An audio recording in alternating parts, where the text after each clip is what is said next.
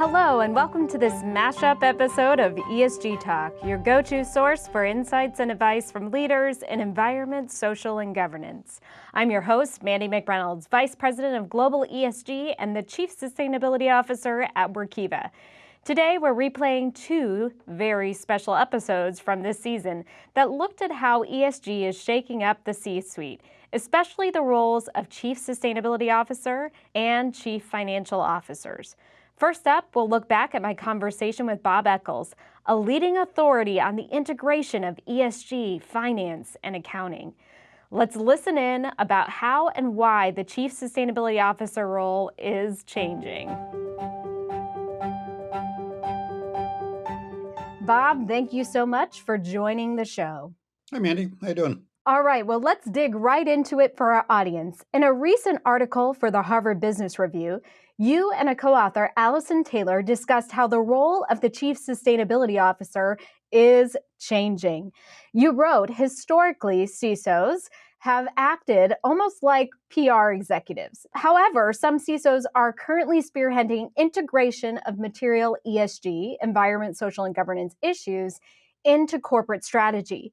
Can you elaborate on this and tell us what is really driving this shift in the role?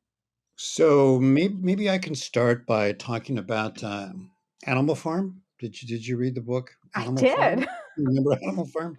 So in Animal Farm, all animals are equal, except some animals are more equal than others. And that's kind of what the story had been for chief sustainability officers for many years. They were on the farm, but they were an unequal animal. And to continue the imagery and mix metaphors a little bit, you had the C-suite, the CEO and the CFO, sitting on the top floor, and they had grand offices and great views and big budgets.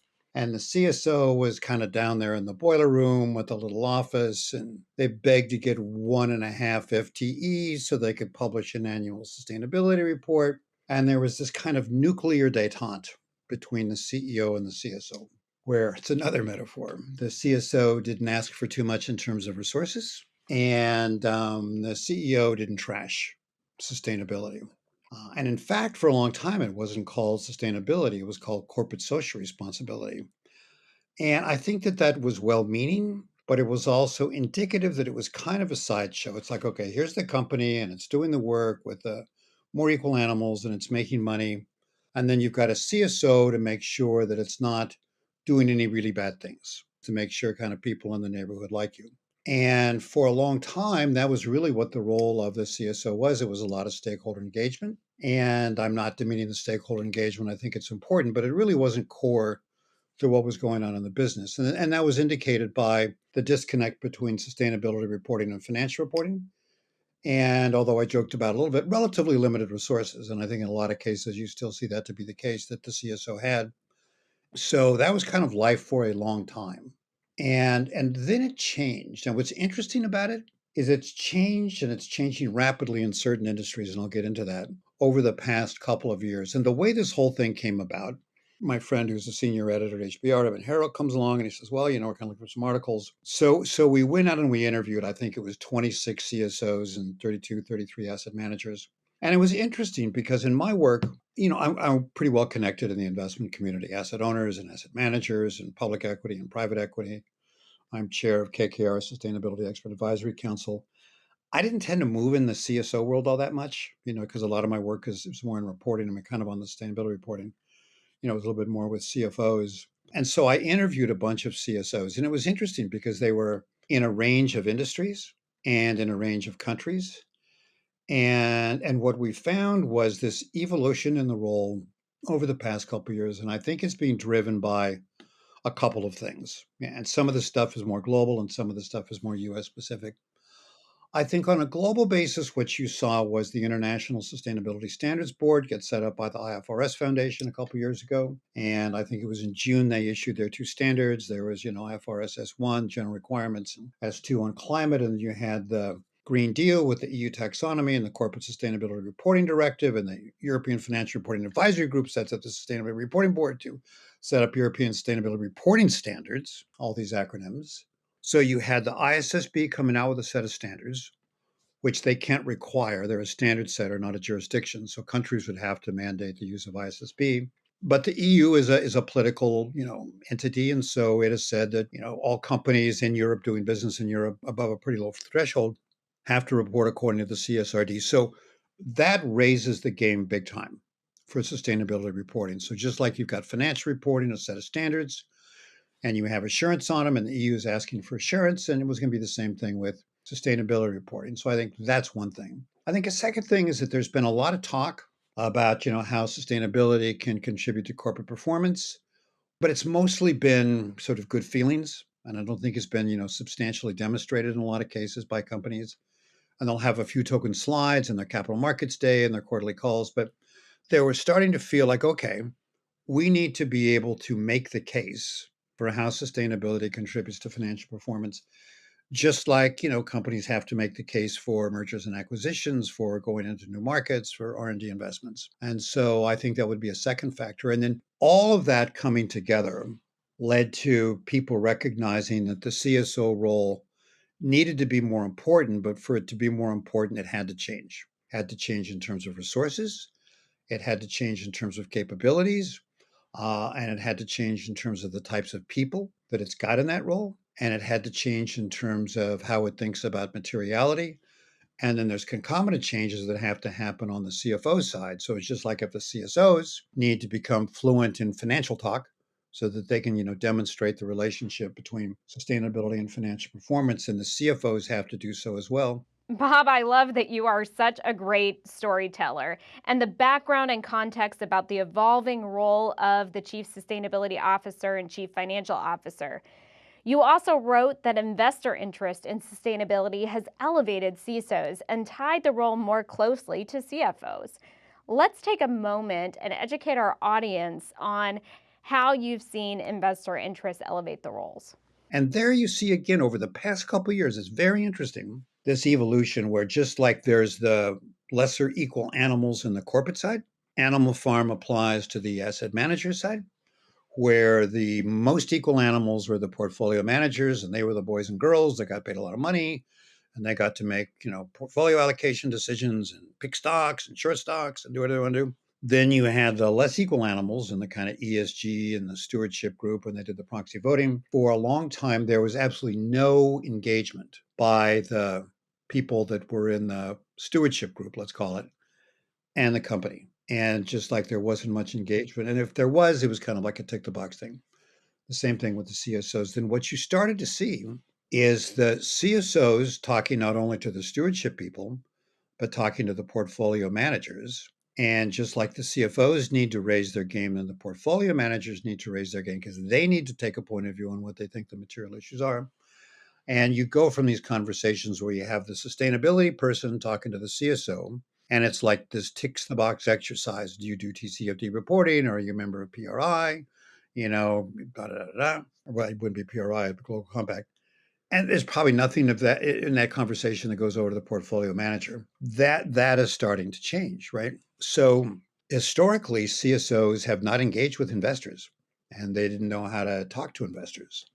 And so what you see when I said in terms of the role is changing, so there's some CSOs that have kind of developed over time, and I think they've done a great job at that. In other cases, what you see is that it's very interesting, and this is a signal of how the CSO role is sort of becoming like one of the equal animals. They're coming out of investor relations, they're coming out of product development, they're coming out of R&D, they're coming out of operations, they're coming out of procurement, they're coming out of functions that would be regarded as much more core to what the company does than, historically the way people talked about corporate social responsibility. Now, one implication of that, and Allison and I have some snarky things to say about materiality matrices, as you probably know from reading our piece. It's like the everything is material matrix. And I'm like, huh? You got 20 things in the top right-hand corner, and these are all, quote, material? It's wonderful to see companies are embracing a new sort of CISO role, but I want to drill down into what you said about materiality. You're right, not everything can be material. Building on that, sometimes we have to make hard choices. Another part of your article that I enjoyed and it stood out to me is the notion of trade-offs. Can you define the concept of trade-offs in the context of sustainability for our audience? People have kind of limited capacity. They have limited bandwidth. How many things can you pay attention to? So probably in my youth, I'm a smart guy. I went to MIT, got a PhD at Harvard, smart boy. Yeah, probably in my prime, I could pay attention to 7 things and make trade-offs on 7 things. Years go by, I'm 72, some cigars, some whiskey later. Maybe I can do 5 on a good day. Maybe it's 3. But that's about it, right? Because there's trade-offs. There's trade-offs between environmental stuff. There's trade-offs between environmental and social things. And so what we're arguing for in our piece and what we're seeing happening in these companies is to have much greater discipline and say, what are the 3 to 5 material issues that are really existentially important? I love that summary real quick, and I think you talk about in this article the 4 major changes to the CISO role. And so to summarize for our audience, it's really looking at the right people in the role, looking at the right resources, determining what's material, and then this evolution of how the CFO role and the CISO role should work in tandem together. And I want to take for a moment for our audience and dig a little deeper with you the trade-offs that exist, these conflicts of interest between stakeholders among environment, social, and governance issues. Can you give us one really strong example of a trade off? Mining is an interesting example because you need a license to operate to get into a community, so that you can dig, the minerals. In doing so, you are creating jobs, but you're also creating carbon emissions and you're creating potential problems with the water table and so forth. And so one could say, well, we are going to slow down the rate at which we're, opening new mines. So we're going to slow down the production process. And so we're going to need fewer people. So that's going to be fewer jobs that are created. And I think often what you find in the generic case is that there's things that you can do that will have kind of positive environmental benefits, but they can be at a cost of jobs, right? So people that are coal miners, you just can't flip a switch and all of a sudden say that you're going to work in renewable energy. And so that would be an example of that. And kind of more generally, in terms of how to think about this, I think the key thing, the way you assess materiality is, does the issue rise to the level of importance that it fits into the capital allocation process? Is it something that it's a significant enough amount of money and it's capital, not just a cost? And you're needing to think about, what is the time frame in which you're making this investment, and how do you think about what the benefits are going to be? And historically, there's been really no relationship at all between the sustainability function and strategy and capital allocation, at the corporate headquarters. And building on that capital allocation, I think if our listeners want to see an example, you can look at the Workiva ESG impact report on page 11, where we look at then what's the relevancy to our stakeholders. So changing it from that traditional all dots are equal, not all dots are equal. There may be more relevance to a different group of stakeholders and beginning to demonstrate that visually. Also demonstrating what's considered a risk, or which could be capital allocation, what's considered the cost to your business, that capital allocation, to what are the opportunities, because there, to some industries there can be revenue generating activities that it becomes a more applicable place for that component. Here's another interesting example, when you think about it in terms of mining. So everybody's like all excited about the energy transition, as they should be, and getting away from internal combustion engines. And we're going to get into electric cars and all that stuff, assuming people can afford them. But you need, minerals and rare earths to do that. And so a mining company that is expanding its production, its carbon footprint is going up, right? So it's creating jobs. So there's no trade-off, and its carbon footprint is going up.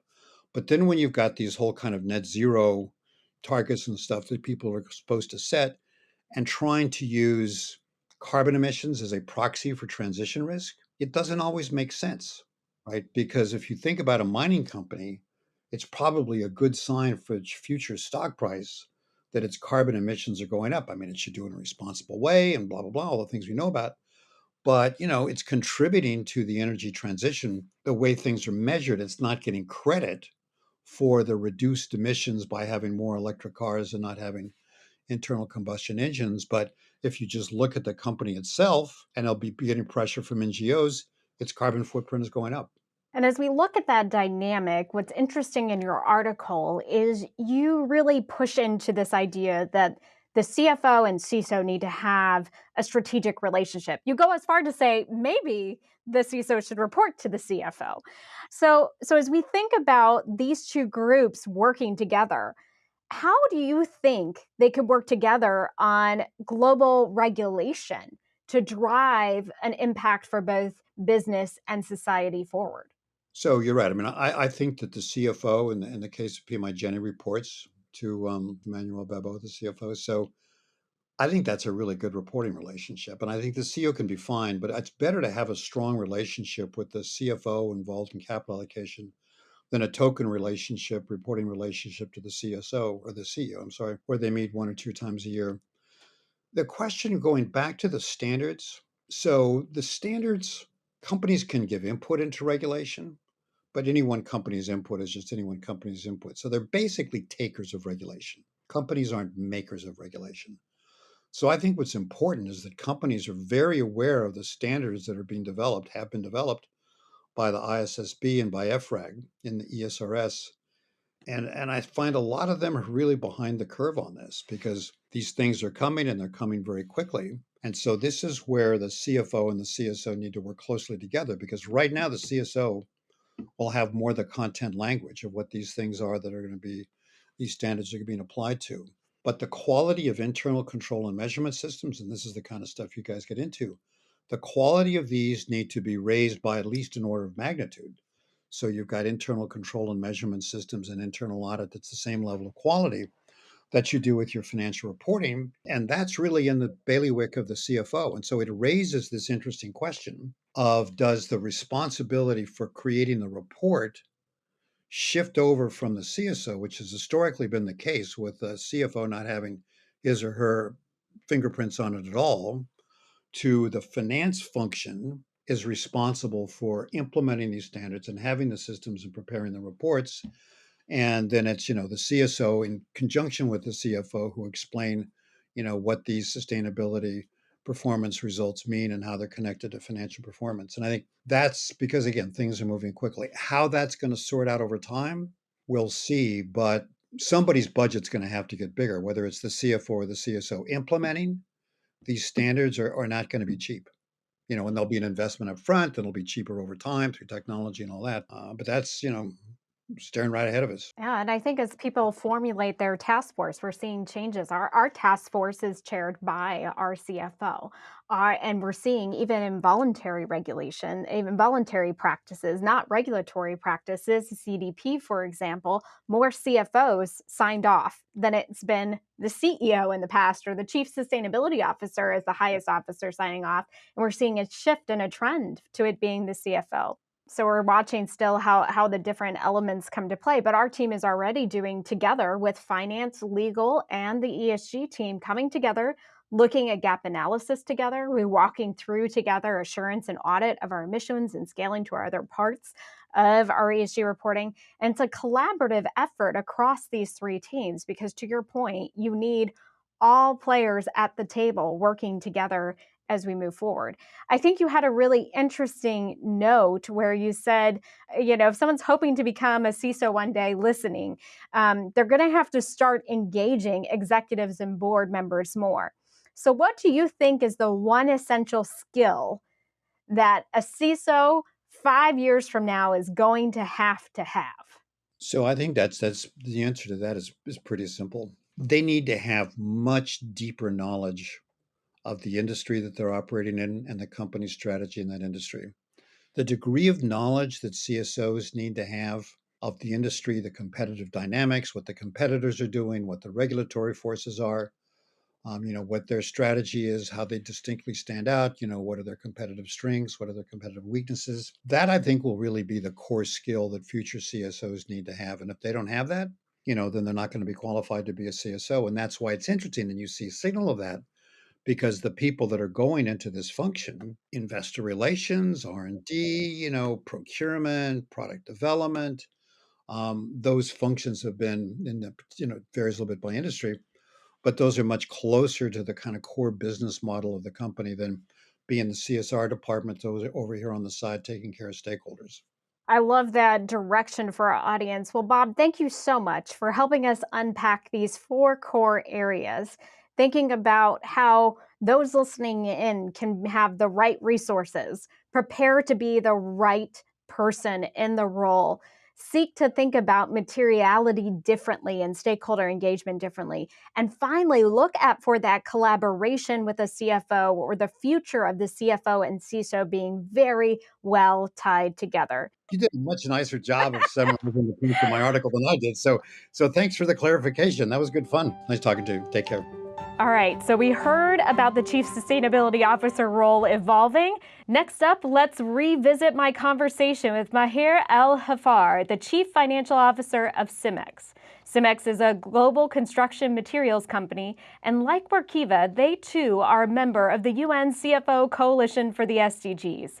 We'll look at how ESG strategies, goals, and regulation are impacting the role of the Chief Financial Officer. Maher, welcome to the show. Hi, Mandy. It's great to be here with you. Unfortunately, it's not in Paris, but it's just as nice to do it virtually. So that's fine. Well, we're doing this show just in time because UN Day is coming up in October, and it is right before COP is kicking off, COP 28. So hopefully we'll be able to see one another soon. We know that this is a trend of sustainable finance, which is incorporating environment, social, governance factors into one of my favorite topics, capital allocation and investment decisions, which I know you are also passionate about. So tell us, why do you think sustainable finance is becoming more popular among borrowers and investors as you see it from your role of CFO?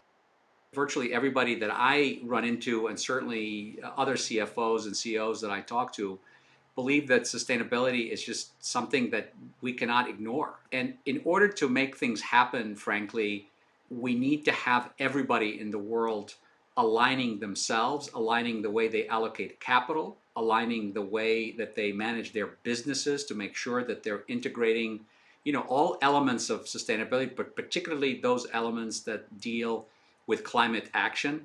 I can tell you at Cemex, we're not newcomers to this. We've been in the business for, we've been champions of sustainability for more than 30 years. We were one of the first signatories to the UNGC. And, really not until 2020 that we launched our internal institutional, marquee program, which we call Future in Action, where we committed to the most, I would say, aggressive decarbonization and sustainability goals. And we felt very strongly about that for two reasons. Number one, because we thought it's the right thing to do in order to mitigate greenhouse gas emissions in the world. But also, we felt it's extremely important because it's also going to contribute to, frankly, the profitability of the business. I mean, in our business, most, if not all of the things that we're doing happen to be truly having double materiality impact. So it's helping us meet our sustainability goals and our decarbonization targets, but at the same time, those same achievements are actually improving our profitability. So for us, it's a must, plus it makes a lot of sense for our shareholders and different stakeholders. Now, why is it becoming so important for investors and issuers? Because I think most investors and most issuers are kind of becoming like-minded. They're coming to the same conclusions. We got to do something about it.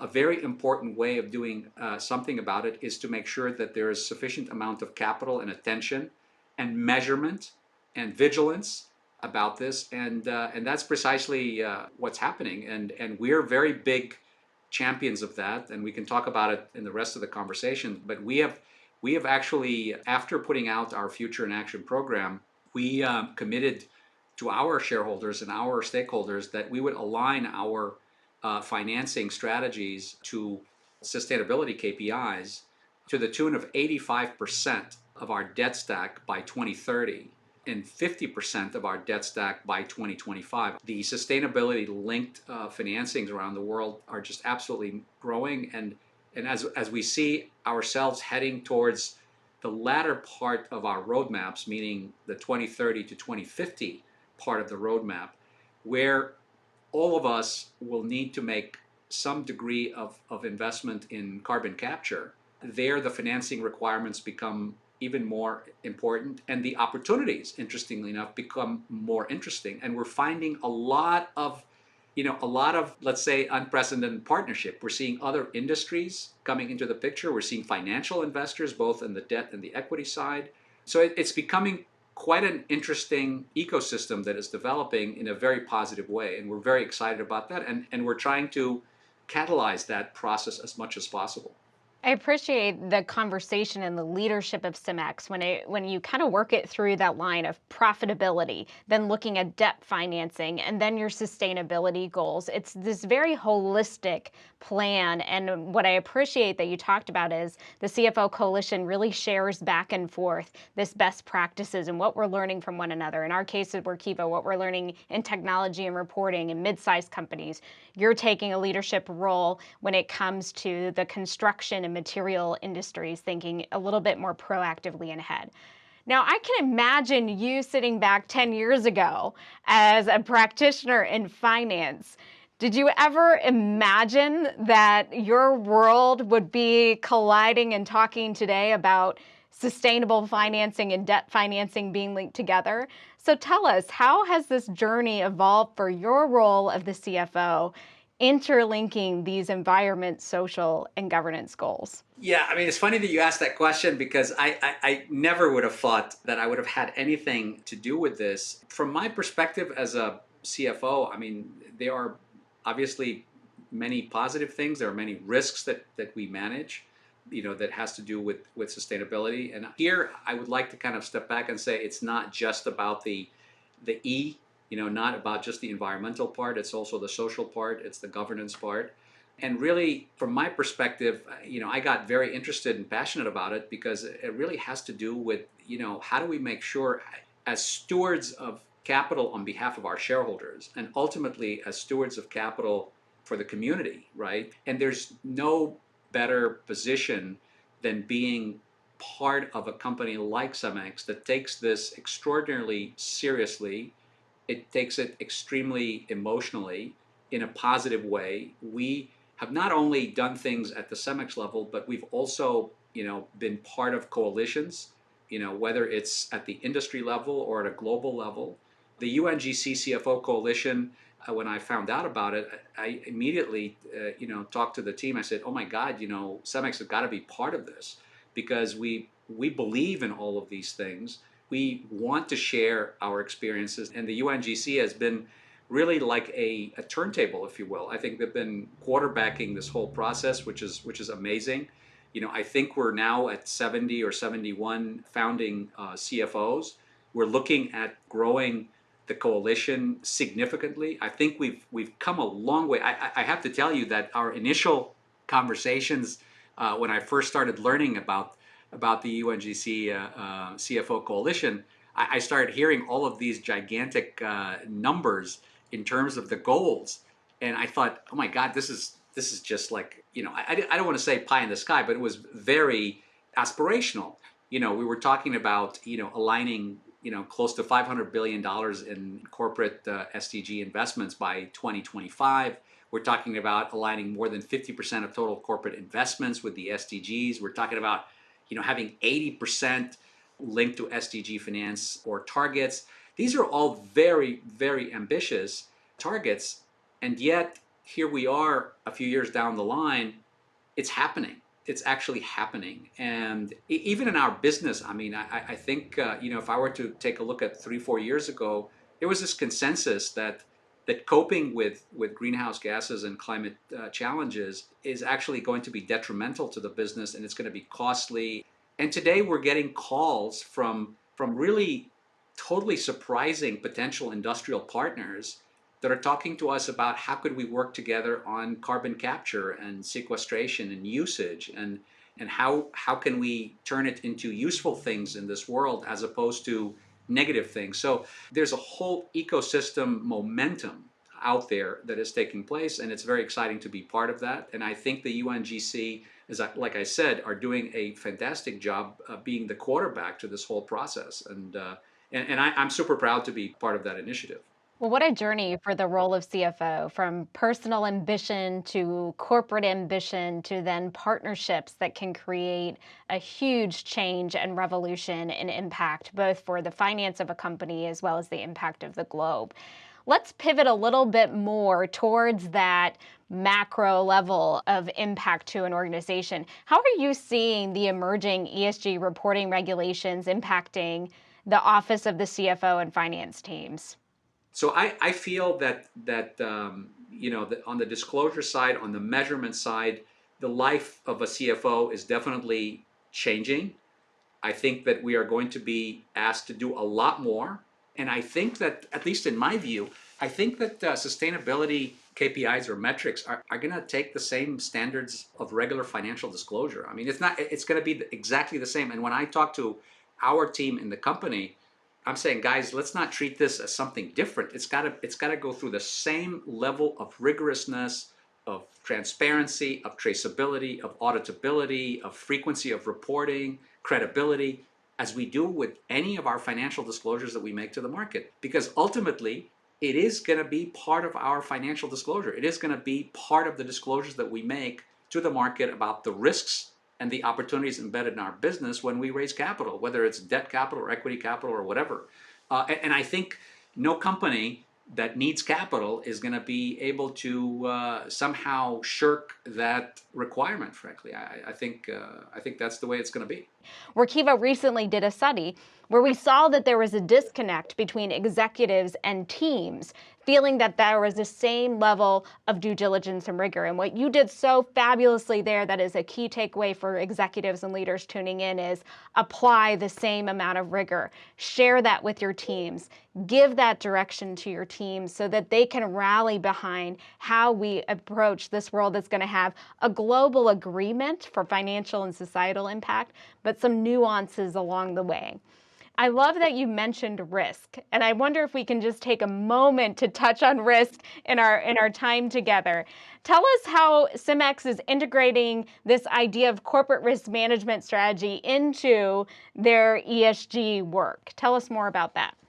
I mean, a lot of people think of risk as risk management, interest rate risk management, or foreign exchange risk management, or commodity risk management. And the reality is that it goes beyond that, right? This is a domain of risk that is going to only develop and mature from the investor's perspective, right? And all of us are trying to get our hands around what is it, how to quantify it, how to provide data for investors to understand it very well so that they can also quantify it, model it, and try to predict it as part of the performance of any of the companies that they're investing in, right? And so we're doing precisely that ourselves. We're trying to understand what elements of sustainability, and there are many, right? Whether it's decarbonization, whether it's water, whether it's circularity, there are many aspects of sustainability. Social impact is another component. Obviously, governance is another important component. And every one of these things have very important operating risk knock-on effects on the business.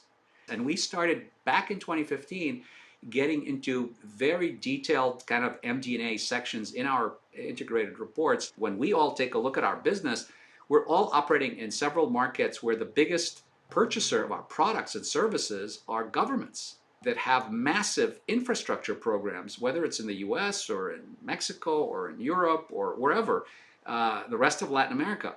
Those clients, ultimate clients, have their own stakeholders that really want players in the capital markets to be doing something about climate, something positive about climate change. And so measuring all of those risks, quantifying those risks, not just like talking about them qualitatively, that requires a lot of documentation, a lot of technology, a lot of auditing procedures, a lot of transparency both internally and externally.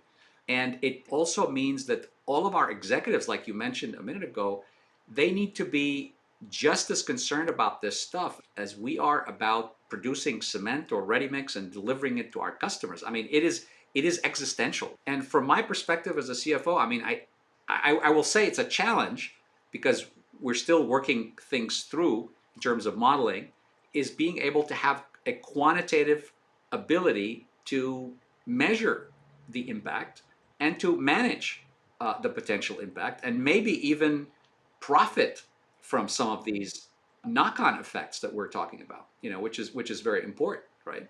Well, and I think it's that part where it's every business decision has a risk, an opportunity, and a cost. And when you look at your material issues and you look at the double materiality that we talked about on the show, a practical step for teams are coming together and saying, okay, where is this material issue a risk?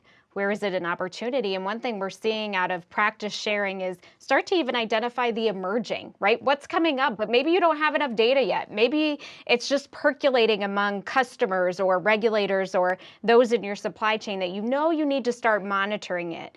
And then dig in one area. I think that's a piece that you said really well. You don't have to try to figure out every single double impact right now, but start. And the SDGs are such a great way to also look at what is the impact your company is having on the world, because it is a global standard. And so even that is a great place for people to begin.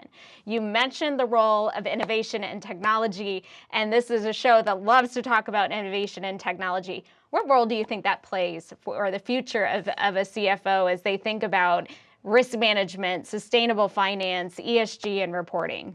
In our business and at Cemex, we realized very early on that innovation plays many roles, right? One is to make sure that we're delivering the right sustainable, building materials and solutions to our customers, because their customers are being asked the same by their end users. And I think that's a trend that is only going to grow. We need to innovate in the characteristics of our products and services. We need to innovate in the type of energy that we use in our business, which is extremely important. And we have made some very important commitments in terms of clean electricity, for instance, and we're moving towards that. We've made some very important commitments in water, and we're moving fresh water extraction, and we're moving towards that. The other area of innovation, frankly, is in the area of manufacturing our products, because the biggest chunk of our emissions are in scope 1. And so we're super focused on how do we reduce scope 1 emissions. And a very important part of that effort is innovation. And we're experimenting with producing clinker, which is the intermediate product of cement, with solar, for instance. We just produced a few months ago, we produced the first amount of clinker using 100% solar energy. That is enormous. Now, is it available at scale? No, but it's the beginning. We're experimenting with electricity. We're experimenting with some novel materials, for instance, in terms of the cementitious materials, in terms of admixtures. We're experimenting with hydrogen injection. Actually, we're using hydrogen injection, but we're looking at taking it to the next level. We're looking at what do we do with CO2 if we capture it? Looking at nanotechnologies, for instance. But I would say that the biggest heavy lift, and that is from 2030 to 2050, I think between now and 2030, most of the solutions that we're going to be using, if not all, are really tried and true solutions. The other way that we do innovation in the company, which I can't comment if it's unique or not, but we do have a company called Cemex Ventures. And that is a company that is specifically targeting what we call ConTech, construction technologies. We're constantly on the lookout. We have a terrific team that looks at literally hundreds of financing opportunities during the course of the year. They put all of this stuff through a very thorough funnel, focusing on technologies that we believe could be successful, could be feasible, and could have synergies and applications in our industry based on our decarbonization roadmap. Or maybe some other new ideas, again, that contribute in the same direction. And that has proven to be a very interesting way of looking at digitally native R&D. Now, in addition to that, we do have our own R&D facilities that are coming up with a lot of the that are executing a lot of the industrial sized R&D and implementation of pilots and all of that. But innovation is very critical, both on the product side for customers and on the sustainability journey. Without that, I can't imagine any company being able to really be successful at the end of the day. Well, Maher, we're coming to the end with our final question. Both of our companies, as a part of the CFO Coalition, really invested in being micro-sector case studies, looking at building practical tools and resources for CFOs all over the globe. So we'll be sure to put those into the show notes. We were also a part of the Forward Faster initiative announced right out of Climate Week with the UN Global Compact, really progressing and moving companies forward as they relate to their financial and societal impact. So as we close out, here is your final question. What advice would you offer for CFOs aiming to incorporate ESG into their financial decisions to enhance value and risk management? Ooh, tough one, tough one. Look, I think, and I probably maybe going to spend a minute or two talking about that. I think you got to start with what you're really trying to do at the end of the day. And if you're really true to your stewardship role of capital, you got to go at the end of the day with the most rigorous, transparent, and traceable way of communicating to the market about risks that potentially may be inherent in the sustainability journey, but also the opportunities that could be attained and may be inherent in that same journey. And share that and communicate that as loudly, as clearly, as consistently as possible. And really take that journey of disclosure as seriously as one can get, because if all of us do the same, then the capital markets that we're trying to nurture and grow are going to actually do that in the quickest way possible, and all of us will benefit in that case. If some of us don't do that, and then we start diluting the effort, I think all of us will not be benefiting as much as we could. And so I would just encourage my global colleagues in the ether there, other CFOs, is to say, if we all do good, we're all going to benefit at the end of the day. And if we don't, it's going to be suboptimal for us. And the world is moving in that direction. I mean, the train has left the station. Humanity is demanding for companies and for capital to be allocated in the best way possible to improve, sustainability, conditions around the world. I know I probably went a little bit too long, but that's kind of my advice. Well, with that, let's get moving together and continue to see the progress around the world. Thank you for such an enlightening discussion, and it was so wonderful to have you on the show and be with you again as we all together want to see a better world and a stronger financial economy for all. Excellent. Thank you very much. Take care. Whether it's your first time listening to these episodes or like me, you're really enjoying them for the second time, thank you for joining us on ESG Talk, brought to you by Workiva, the world's only unified platform for financial reporting, ESG, audit, and risk. Be sure to tune back in January when my co-host and I will be back for our Season 3 premiere with a very special episode to kick off the new year. In the meantime, if you enjoyed this episode, please rate and review us on Apple Podcast and subscribe to see episodes from Season 3 on Apple, Spotify, or YouTube. We'll talk real soon.